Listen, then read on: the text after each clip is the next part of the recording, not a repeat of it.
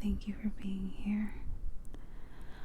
I have another scary continuation of the darkness to help you relax and fall asleep. I hope you like it.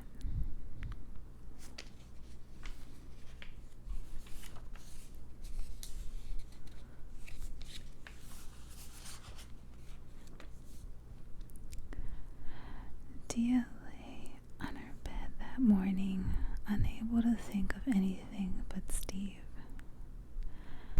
She didn't sleep well that night, and she had a brand new nightmare to fill her with terror. It started much like her other nightmare, except in this one, she was alone outside. It was a beautiful day. White puffy clouds adorned the bright blue sky. Then, out of nowhere and without warning, the sky became overcast with heavy winds and rain. Dia trembled.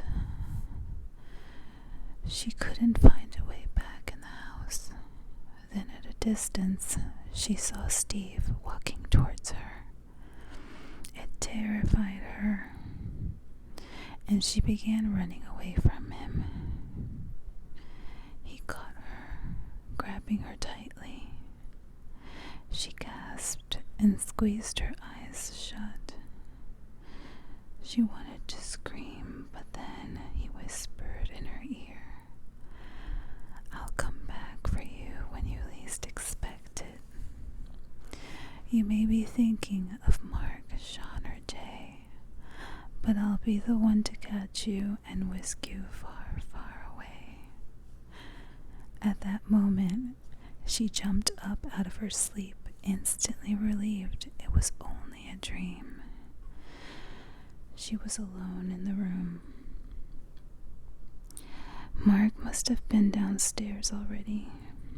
She went downstairs. They were sitting outside. "Good morning, Dia. Come sit with us," Mark said, pointing at a chair next to him. "We've decided we're going to move.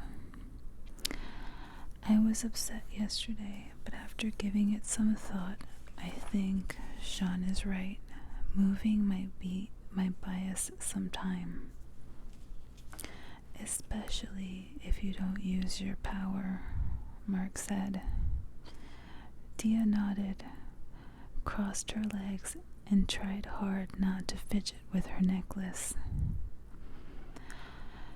Jay was looking at his phone, and Sean smiled at her. Dia asked Mark if they would still be able to go outside in the daylight. He assured her that they would be fine for the next few months, so long as no one broke the rule, meaning killed someone. "I've already made arrangements. We'll be staying at a friend's house, so start packing," Mark said. Dia assumed it was the same friend that he made arrangements with when they picked up Alex. "You, Sean, and Jay will leave soon. I'm going to stay behind and clean some things, but I'll be there later today," Mark added.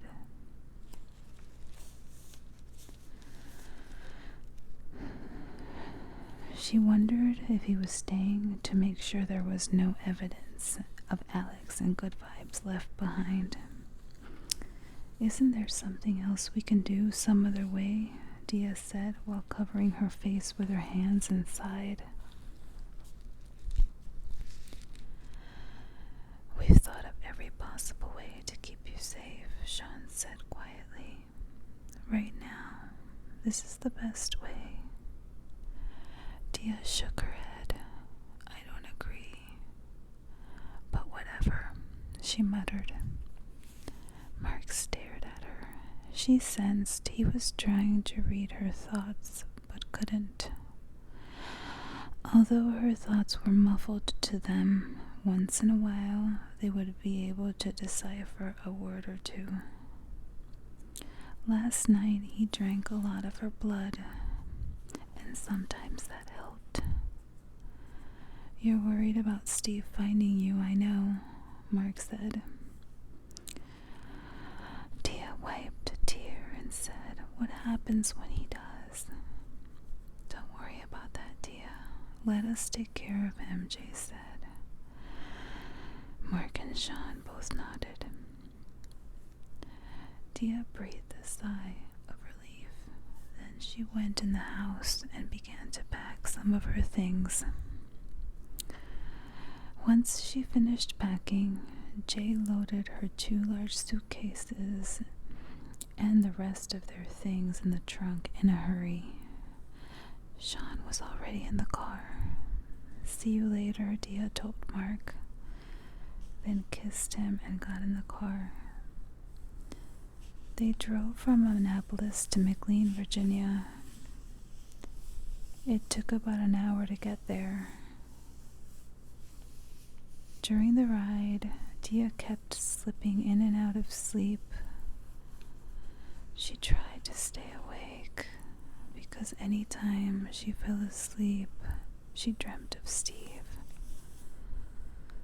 They turned onto a street that was lined with trees and parked outside the house. As they stepped out of the car, birds were chirping, and she could smell a hint of fresh cut grass.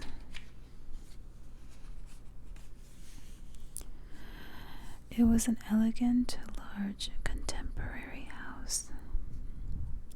There were other houses nearby, but they were decently separated from each other. Inside the house, everything was fully renovated.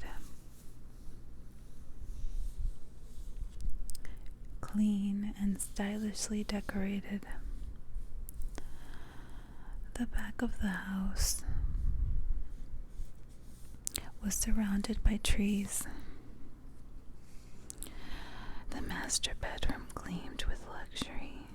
It had an ensuite bath and a large walk-in closet. She threw herself on her new bed and stared at the large floor-to-ceiling windows, which provided a wonderful panoramic view of all the trees. She still missed her old bedroom, though, and she thought it was as lovely as this one, yet she missed their view of the water. She closed her eyes, but sleep did not come easy for her ever since the last time she saw Steve. It was not only her new nightmare, but also what happened yesterday morning that tormented her. How were they floating above the ground like that? She wondered. What sort of powers did Steve possess? Or was it something in their chanting that made it possible? She was plagued with questions. Suddenly her mouth went completely dry. She went to the kitchen, which was fully stocked, and drank a glass of water. Jay listened to music upstairs while he prepared and unpacked all his clothes. And Sean relaxed in the living room. She sat with Sean and placed her head on his lap. She enjoyed the delightful feeling of his fingers as they played with her hair as she closed her eyes. They talked about Steve not being able to find them now that they were at a new location. They joked about his reaction once he realizes they moved. Dia laughed at Sean's imitation of Steve's voice. Dia felt better than she had this morning about the whole situation, and talking with Sean helped to ease her worries. She also asked him about her past life. She wanted to know more about what type of life she had. Sean told her that the son child that helped her and that Steve killed was her brother. Dia sat up.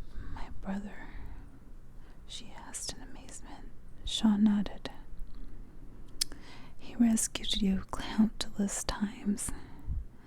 Then Steve temporarily lost all his power after killing him. That's when we escaped with you. But let's not talk about this right now. It's upsetting you. I can tell. Dia, he's gone. He doesn't know where we are. Everything's gonna be fine. I'll keep you safe, I promise, he said. Then he kissed her softly on her lips, parting them gently. He gave her butterflies in her stomach. He held her close to him, and she laid her head on his chest. And at last, she managed to fall asleep and not dream of Steve.